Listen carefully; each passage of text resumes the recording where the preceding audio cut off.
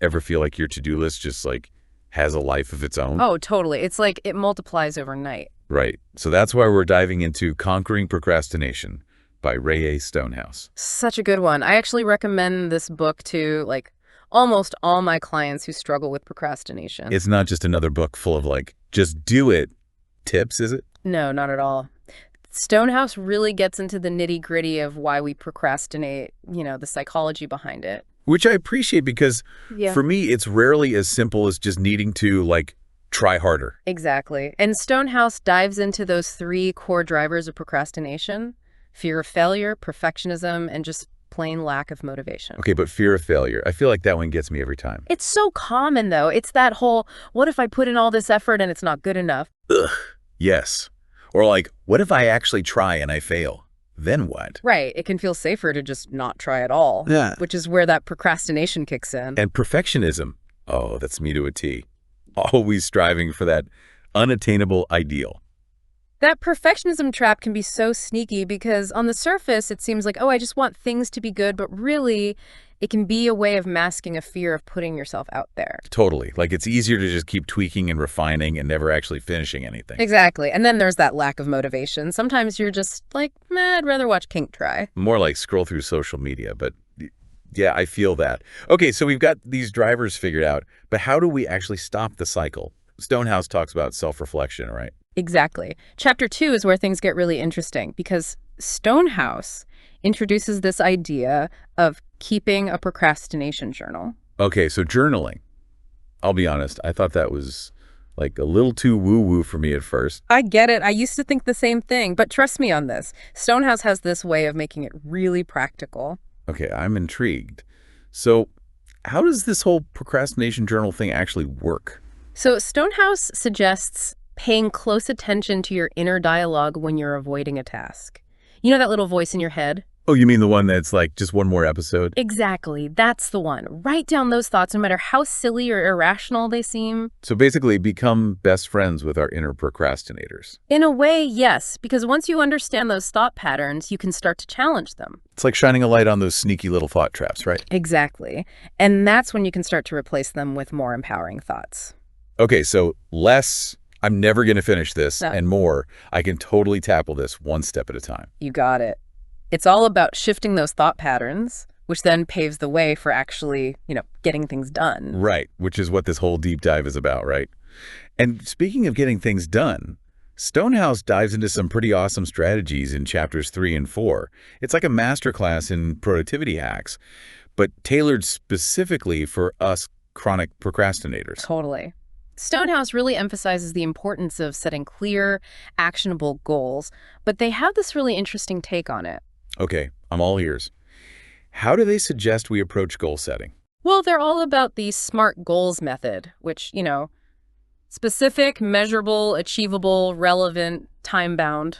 Yeah, I've heard of SMART goals, but sometimes I feel like even setting those goals can feel overwhelming. Right, and that's where Stonehouse's approach comes in. They emphasize that for people prone to procrastination, that A for achievable is super important. It's all about breaking down those big, scary goals into teeny tiny steps. Okay, so instead of I'm going to write a novel, it's I'm going to write for 5 minutes today. Exactly. Or even, I'm going to open up my laptop and stare at a blank page. Stonehouse actually uses an example in the book of someone who wanted to get fit. Okay, classic goal, but so hard to actually achieve. Right. Instead of just saying get fit, Stonehouse suggests setting a smaller, more concrete goal, like run a 5K in 3 months. I can see how that would be less intimidating. Exactly. And then you break that down even further into weekly training schedules. Oh, I like that.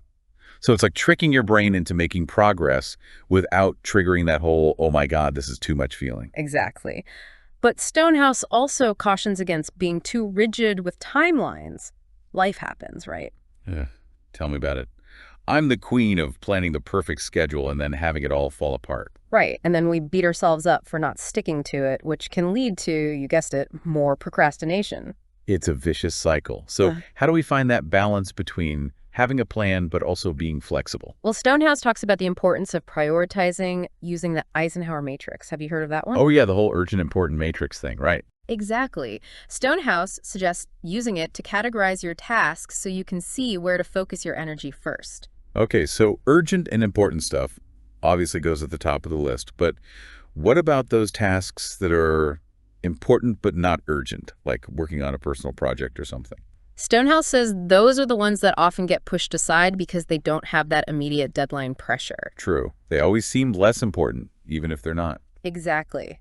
And that's where Stonehouse suggests scheduling specific time for those tasks, just like you would for a work meeting or a doctor's appointment. It's like giving yourself permission to prioritize those things that light you up. Exactly.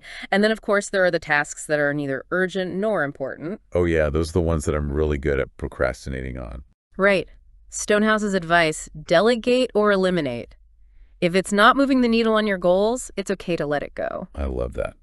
Okay, so we've got our goals, our priorities. Mm. Anything else we need to conquer this procrastination beast? One more thing. Stonehouse is a big advocate for leveraging technology. Oh yes, this is where I geek out a little bit. Me too. Stonehouse talks about all the great to-do list apps, project management software, time blocking techniques. Time blocking has been a game changer for me. I actually use this app called, time blocking. I keep meaning to try that. But I feel like even with the best tools and systems, there's this other part of the puzzle. Like, what about those days when you're just mentally fried? Oh, absolutely. That's where chapters 5 and 6 come in. Yeah. Stonehouse really digs into the mental game of overcoming procrastination. Yeah. They talk about this idea of having a fixed mindset versus a growth mindset. I've heard of that.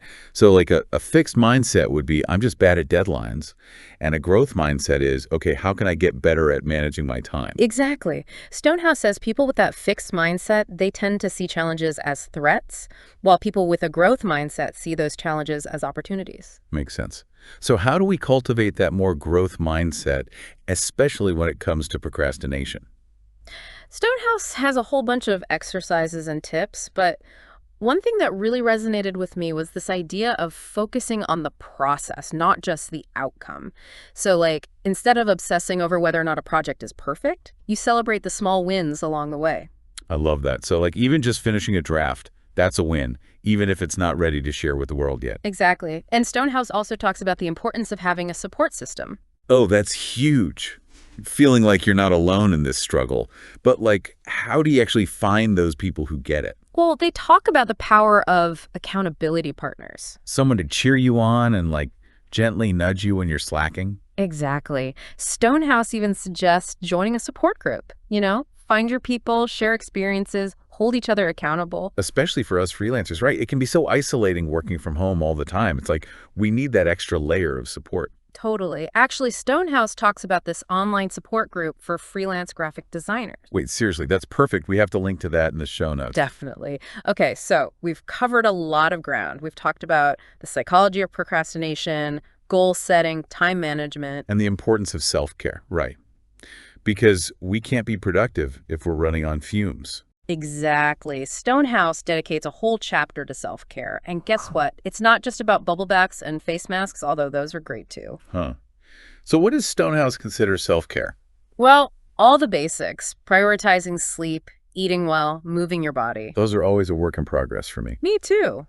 But Stonehouse also talks about things like mindfulness and stress management. Okay, yeah, those are big ones for me, especially when that deadline anxiety kicks in. They have this great quote, self-care is not selfish, it's self-preservation. Like you can't pour from an empty cup. Okay, that is going on my vision board. But how does all of this actually play out in real life? Well, that's where chapter 8 comes in. It's all about Trish, the freelance graphic designer who's basically drowning in procrastination. I feel seen. So what happens to Trish? Does she conquer her procrastination? It's a journey, right? But Stonehouse walks us through how Trish uses all these tools and strategies to turn things around. She starts setting those SMART goals. She experiments with time blocking. Does she find an accountability buddy? She does. And most importantly, she starts prioritizing her own well-being. I love that. It's like self-care is a productivity superpower. Okay, so what's the final verdict? Can we truly conquer procrastination? Well, in chapter 10, Stonehouse leaves us with this really powerful message. It's not about achieving perfection, it's about making progress. Every step forward, no matter how small, is a victory worth celebrating. I love that. Progress over perfection. So, to our listeners out there, I highly recommend checking out Conquering Procrastination by Rae A. Stonehouse. It's packed with even more insight, strategies, and real-life examples than we had time for today. It's a game changer for sure. And remember, you don't have to do this alone. Find your people, build your support system, and celebrate those wins, no matter how small. Absolutely. And on that note, we'll leave you with this final thought. What's one small step you can take today to reclaim your time, your energy, and your focus? Until next time, happy diving.